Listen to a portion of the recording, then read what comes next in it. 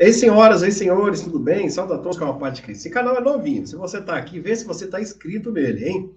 Curta, compartilha, o joinha é muito importante. Se inscreve no nosso canal, faça parte dessa família. Advogado de Bolsonaro destrói Globo em uma pancada. E logo em seguida ele vai falar também da prisão de Bolsonaro. São dois vídeos, tá? Ele vai falar da possibilidade de prisão do seu cliente. Esse advogado é muito bom, cara combativo, tá bom? Vamos lá, sem delongas? Vamos direto já ao vídeo? Vamos embora! Antes o Mário Frias, o deputado, está falando aqui, metendo o pau. Depois a gente mostra o advogado falando da possível prisão então, do seu cliente, Bolsonaro. Chegando ao fim, e o roteiro amargo é digno de uma novela da Globo. Mas não daquelas dos bons tempos, em que todos se identificavam com algo e acompanhavam de forma maciça e feliz em frente da TV. Não, minha gente. Esse tempo acabou. A dramaturgia atual já não tem mais aquele repertório interessante. Hoje ela está repleta de maldades e desinformações, buscando não mais entreter e informar, mas mentir e induzir as pessoas que se fixam na frente da telinha. Essa é a verdade. Vamos lá. Mais ataques ao presidente Jair Bolsonaro estão sendo orquestrados. Depois dos trapalhões perderem o táxi, do Will Smith fazer parte desta trama, do golpe, entre tantas outras bizarrices, os inquéritos conduzidos repletos de vícios e ilegalidades desde o início tornam-se novamente sigilosos. Mas por quê? O intuito é dar continuidade à narrativa diante de novos fatos das gravações desse circo, soltando a conta-gotas depoimentos de pessoas presas pela pesca probatória dos defensores sagrados da democracia. Óbvio que com aqueles vazamentinhos seletivos da Globo News, montando toda a narrativa que lhes convém. Afinal, recebem milhões do governo Lula exatamente para isso, para mentir para vocês. Podem aguardar, minha gente. Os bons tempos de malhação se foram. E a forçação de barra para dar continuidade à caluniosa série do golpe nada tem a ver com a condução da verdade, mas somente com a destruição do movimento de libertação que você lutou tanto para fazer parte. Afinal, todos nós queremos um futuro melhor para nós, para os nossos filhos e netos. Vamos lá. Regulação da internet. Dólar atingindo índices históricos. Preços dos alimentos explodindo como nunca antes visto. Aumento de impostos, a Amazônia queimando como nunca, o Lula entregando o seu país aos progressistas. Tudo isso precisa ser abafado, não é mesmo? O grande irmão não brinca em serviço. E você está cada dia mais ligado na verdade que tentam esconder. Por isso, só por isso querem tanto te censurar. A seguir as cenas dos próximos capítulos. Forte abraço. Isso aí, Mário Frias, ex-ator da Globo, né? Por isso que ele está se referindo aí à malhação, etc. Então, vamos direto, bora. Bora direto, vamos ver aqui o que está pegando aqui sobre o advogado de Bolsonaro fala nesse exato momento. Vamos lá. Sobre uma possível... Vamos lá. Presidente da República e na cobertura jornalística, conversando com todo mundo que o senhor sabe que eu converso, eu acompanhei de perto aquele governo. E o próprio presidente fazia questão de dizer para todo mundo que ele não ia ser um presidente banana. E que as medidas e decisões passavam por ele. E se não passassem, tchau, rua. Vamos assim, lá. É crível que o presidente não soubesse o que estava acontecendo no Palácio para medidas que fossem, ao fim e ao cabo, beneficiá-lo. André, é crível que as pessoas o abordassem com todo tipo de proposta. Uhum. E é fato que ele não aderiu a elas. Isso é fato. É crível que ele não soubesse... Não aderiu de golpe. Ou não deu certo? Não aderiu. Não aderiu, Otávio. Se ele quisesse aderir a isso, eu digo e repito para todo mundo. Vamos supor que essa narrativa, porque eu sempre uso a expressão narrativa para essas 884 páginas, porque, a meu ver, elas são contaminadas pela falta de imparcialidade objetiva, tanto do ministro que a conduz, quanto dos investigadores a quem ele colocou. Imparcialidade objetiva, porque é público e notório. Mas todo mundo queria dar golpe, queria dar golpe, e Bolsonaro não aderiu. Estou dizendo todo mundo, espera um pouquinho. Muita gente. sejam alguns. Ele nunca aderiu. Não aderiu nem a uma proposta de estado de defesa. Então por que ele não denunciou essas propostas que ele recebia? Veja, não era obrigação dele denunciar se aquilo ali não tivesse, Mas de não fato... tem uma obrigação ética, o senhor acha? Não, eu acho o seguinte, André, vamos lá. E aí eu posso usar essa tua pergunta em relação a Freire Gomes e Batista Júnior, seguindo a narrativa que está ali colocada. De duas uma. Ou havia algo muito grave, então os dois ministros já deveriam ter feito uma denúncia naquele... Comandantes. Os dois comandantes. Porque ainda estou na época que havia ministro da Marinha, Exército e Aeronáutica, né? Ainda estou entregando a idade aqui. Os dois comandantes de força, se vissem ali de fato uma ameaça real e concreta, teriam o dever jurídico de atuar. Ou, se não viram, se viram naquilo simplesmente uma elucubração acromática que não chegava a colocar em risco alguma coisa, não faziam nada, como de fato não fizeram. Então todo mundo prevaricou. Então, de duas uma. Ou eles são coautores por omissão, na medida em que têm o dever jurídico de impedir, ou então não se tinha nada que julgasse, que trouxesse uma gravidade objetiva ao ponto deles intervirem. Eu quero lembrar, inclusive, eu acho que foi o Valdo que falou sobre o artigo 142, né? É interessante, porque esses mesmos comandantes de força, o da Marinha, o do Exército, Freire Gomes, e o da Aeronáutica, Batista Júnior, no dia 11 de novembro, redigiram e assinaram e publicaram uma carta legitimando as manifestações na porta dos quartéis, dizendo que era um direito constitucional de livre manifestação não violenta, de crítica aos poderes, de crítica às instituições. Citam isso textualmente e se colocam como poder moderador. Está lá no primeiro parágrafo dessa carta que, bom, são tantos episódios, a gente vai esquecendo. Mas, se o assinante quiser olhar, está na página da FAB.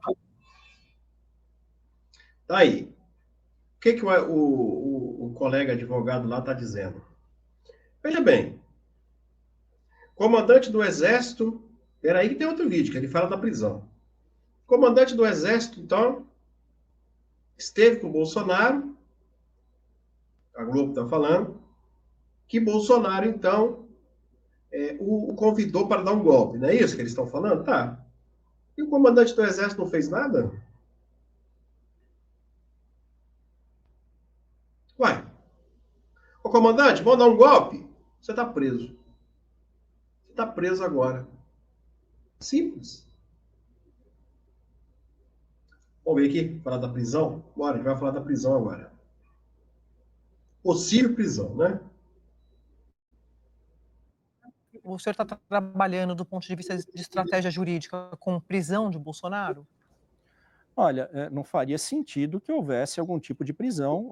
Não sei se você também quis me perguntar de prisão decorrente de condenação ou prisão preventiva. Não, de condenação, né? Assim, ao fim do processo. Olha, o que eu espero, no primeiro lugar, e eu vou até o fim sustentar isso, é que meu cliente seja julgado pela corte competente, por juízes imparciais e não por desafetos pessoais. Isto é o mínimo que alguém acusado, alguém eventualmente tem o direito de ter. Doutor, eu queria agradecer muito. Tá aí, o que o advogado disse aqui? Disse o seguinte, ele quer que o Bolsonaro seja julgado por juiz imparcial e competente. Competente. O Supremo Tribunal Federal não é competente para julgar o Bolsonaro. Nem eu, nem você. Não tem foro. O Bolsonaro não... Eu vou escrever aqui na minha testa. O Bolsonaro não tem foro privilegiado. Logo, tem que ser julgado por um juiz de primeira instância. Ok? Por que ele está sendo julgado lá em cima? Porque se ele for julgado num juiz de primeira instância, até chegar no Supremo, vai demorar anos. Anos. Tá? Deixa eu voltar aqui. Mas, Marcelo, então vamos lá. Peraí que tem mais, tá? Peraí, ó. Ó, você tá falando que o Bolsonaro tem que ser julgado, então, na primeira instância. Como que depois chega no Supremo? Peraí. Quem tem foro já é julgado direto no Supremo. Direto. Um ladrão de galinha pode chegar no Supremo. Mas primeiro ele é julgado no juiz de primeiro piso. Você já viu falar? umas bobeiras às vezes. O Supremo mantém prisão de mulher que roubou picanha. Você já viu isso? Pois é. Pois é, porque ela já passou na primeira, na segunda e recorre para o Supremo. Você recorrendo, qualquer pessoa chega no Supremo se pagar e muito. Agora, quando a pessoa tem foro privilegiado, ela já é julgada no Supremo. E o Bolsonaro sendo julgado no Supremo é pior para ele. Por quê? São todos, quase todos inimigos dele. Primeiro passo. Segundo passo, ele não tem para onde recorrer mais. Se ele for julgado no Supremo, o processo acabou e vai ser condenado, preso talvez no final do processo. Se ele for julgado na juiz de primeira instância, ele recorre para a segunda, depois para a terceira e lá vai recorrendo. Deu para entender? É isso que estão fazendo com ele. Tá? Espera aí que tem mais aqui. Vambora, que tem mais pancada. Vamos ver. No entender da Polícia Federal, é o chefe dessa organização criminosa. Olha, eu vou colocar para você de uma outra forma, então. O que poderia induzir essa sua conclusão? Dizer o seguinte, olha, essas ações que me parecem elas muito concentradas num grupo de FS, né, de gorros pretos, lá o Kid Preto. Gorro preto também chamam. Eles são chamados assim por causa dos gorros. Do gorro preto. Me parece muito concentrado nesse grupo aqui. Né? A gente sabe que é um grupo que tem uma formação muito diferente dentro das Forças Armadas, é um grupo muito unido, muito isolado, até aquartelado de uma forma muito distanciada de grandes núcleos militares, enfim. O ponto é pegar no detalhe desse plano, que vocês já fizeram aqui no programa essa consideração, quem seria o grande beneficiado? Fernandes, supostamente o general Mário Fernandes, né?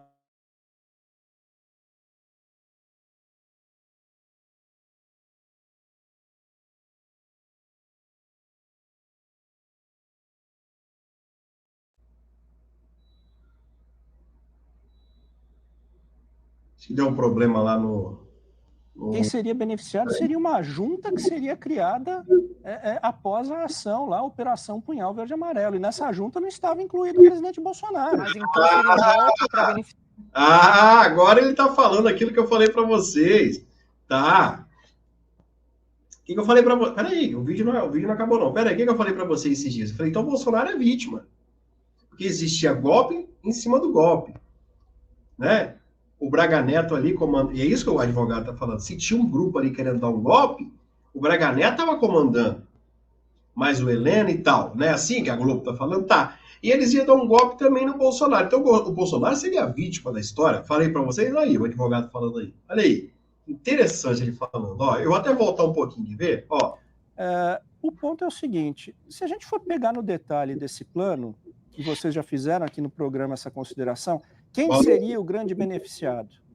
Segundo o plano do general Mário Fernandes, ou supostamente o general Mário Fernandes, né? Eu não quero fazer acusação sem que haja efetivamente a comprovação disso tudo, que é uma acusação muito grave.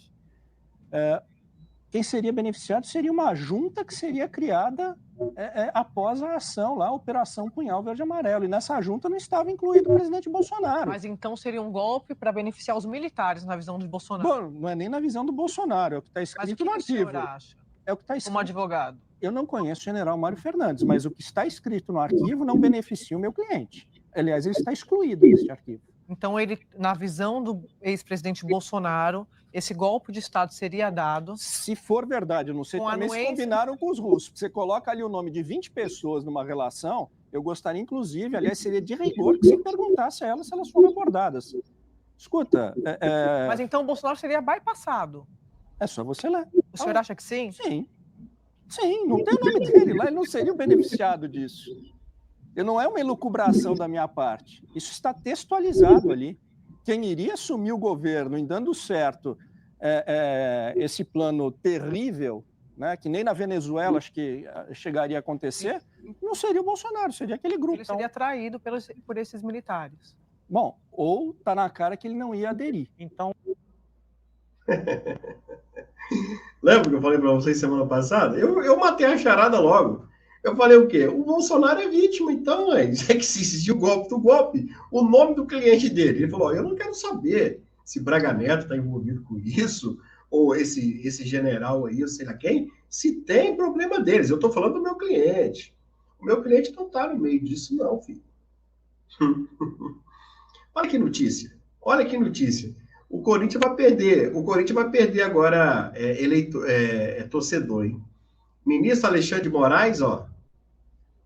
Moraes fez doação para a vaquinha do Corinthians. Tá bom? Olha aí, ó.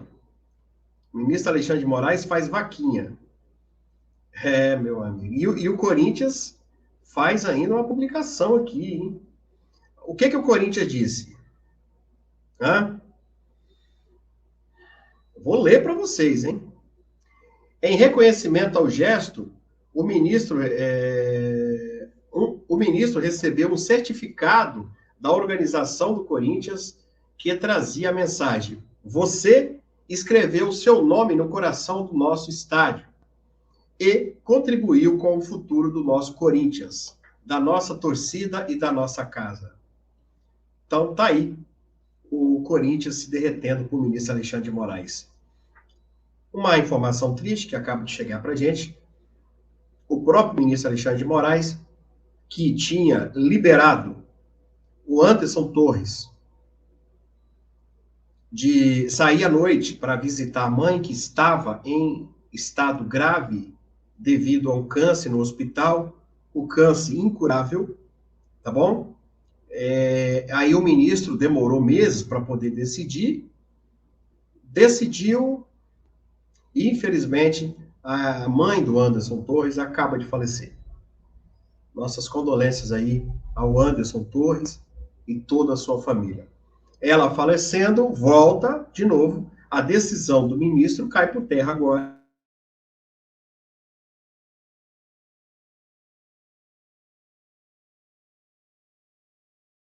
De sair, né? De sair de casa nos finais de semana e também à noite, né?